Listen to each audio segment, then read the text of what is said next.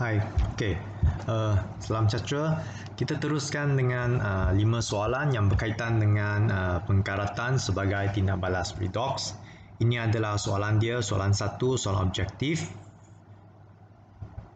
Okey, soalan 2. Soalan 3. Dan soalan 4 dan soalan 5 adalah soalan esei yang mempunyai markah yang agak banyak.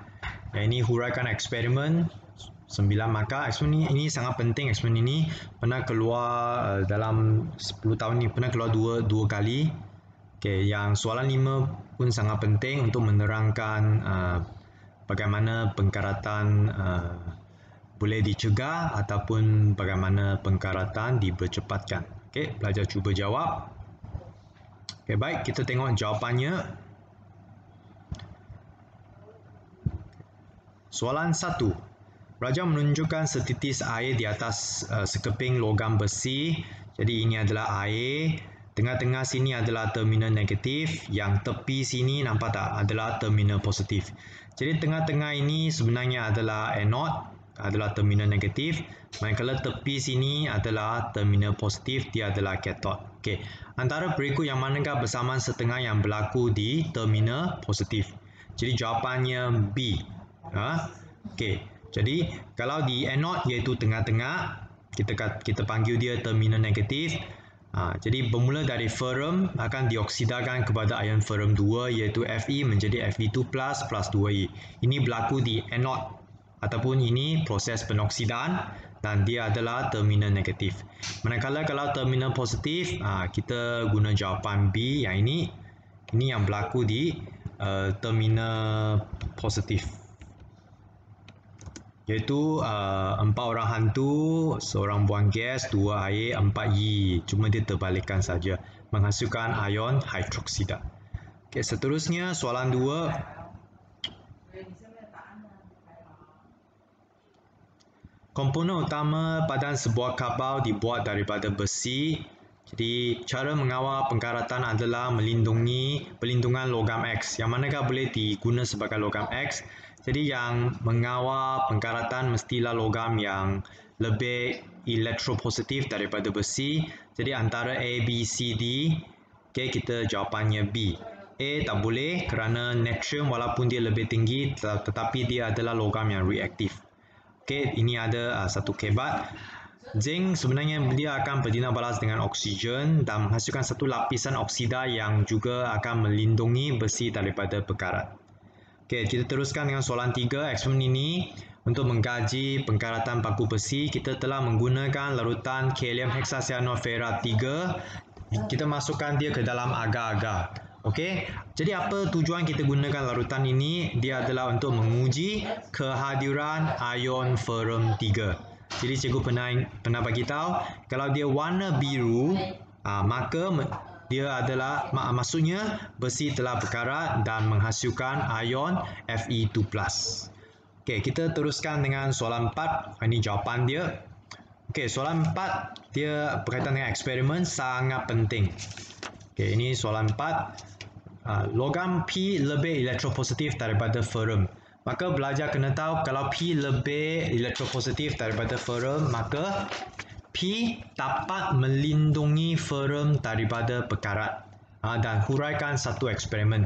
Jadi eksperimen ini kita akan buat nanti di dalam kelas.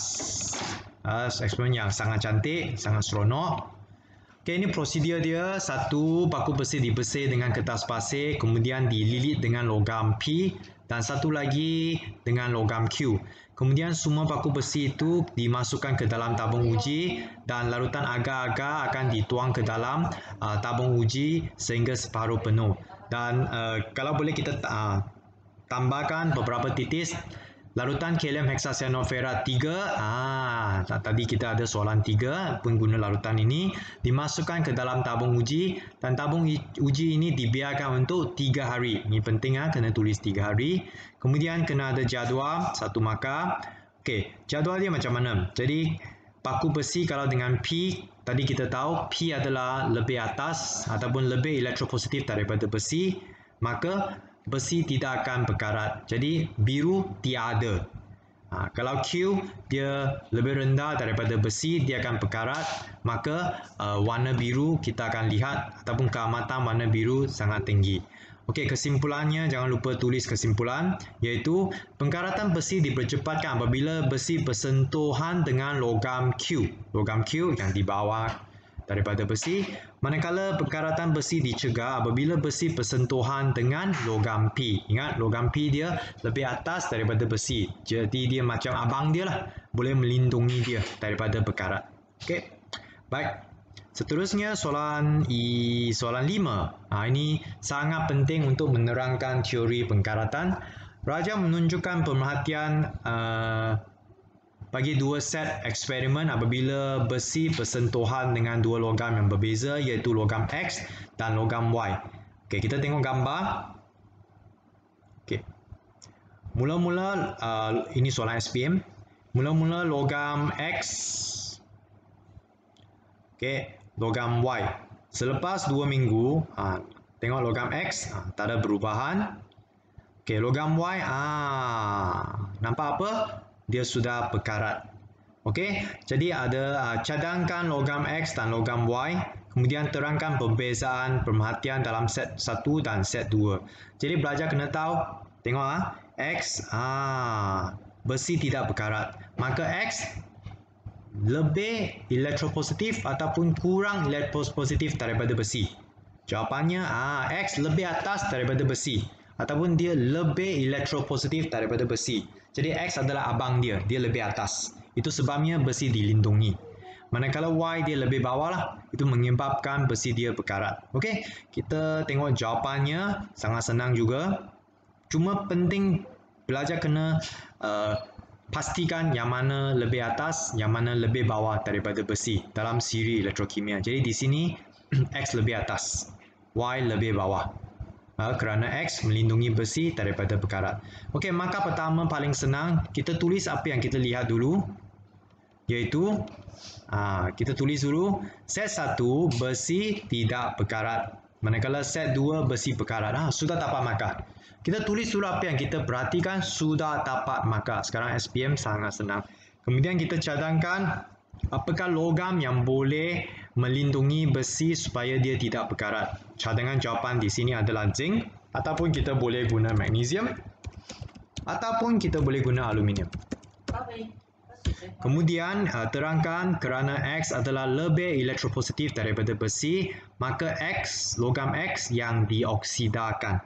Okey, sebelah sini besi berkarat, jadi logam Y adalah cuprum ataupun logam yang lebih rendah daripada besi lah. Contohnya cuprum, argentum dan lain-lain.